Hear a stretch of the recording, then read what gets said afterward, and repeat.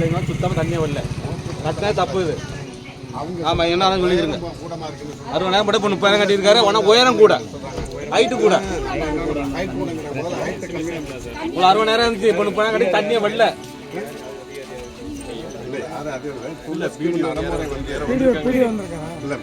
கிருஷ்ணா நம்ம வந்து நிகழ்ச்சிக்கு வரும்போது வீடியோ வந்து அதிகாரி வந்து நம்ம அதிகாரி விஷயம் கேட்கலாம். ஏன் தண்ணி பற்றாக்குறை நம்ம கேட்கலாம். தண்ணி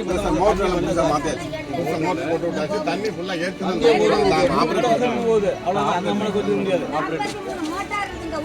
மோட்டார் வச்சு எடுக்கிறாங்க. மோட்டார் இருக்கு, தண்ணியே வரல. இங்க எங்க வந்துச்சு அவ்வளோ தண்ணி இப்போ வரல. 60,000 கட்டியிருந்தது, இப்போ 30,000 கட்டியிருக்கு, தண்ணி வரல. இங்க ஒன்றும் கேட்க கொடுக்க, நான் உள்ள போறேன். சுத்தமாக தண்ணி போகணும். அவ்வளோ தண்ணி வந்துச்சு எங்கள் வீட்டுக்கெல்லாம். கேளுங்க சார்.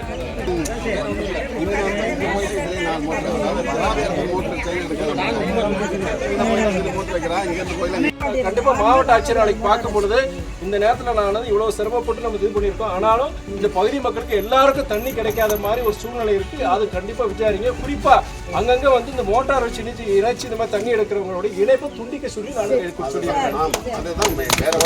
அதனால ஒற்றுமை, ஊர்ல எல்லாரும் ஒற்றுமையா இருங்க. இந்த குறைபாடை நிவர்த்தி பண்றதுக்கு நான் சொல்றேன். நம்ம நாளைக்கு நான் மாவட்ட ஆட்சியர் பார்த்து இந்த கண்டிப்பா இந்த குறைபாடு இருக்கு, இந்த குறைபாடை நிவர்த்தி பண்ணக்கூடிய நடவடிக்கை நீங்க எடுக்கணும்னு சொல்லிட்டு நான் கண்டிப்பா நான் சொல்றேன்.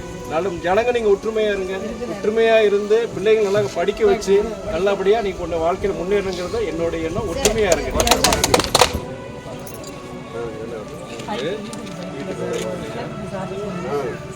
மாற்றுத்திறனாளி சொல்றாங்க.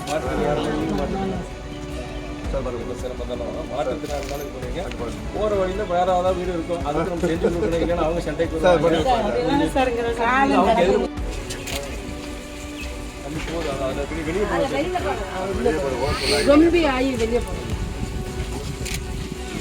கசிவு யாரு இந்த மாதிரி யார் கான்ட்ராக்டர் புது டேங்க்கு வரக்கூடாது. குறைபாடு இவ்வளோ தண்ணி போய் அடுத்து ஏதாவது கோரிக்கை கொடுத்தீங்கன்னா சரி பண்ணுவோம்.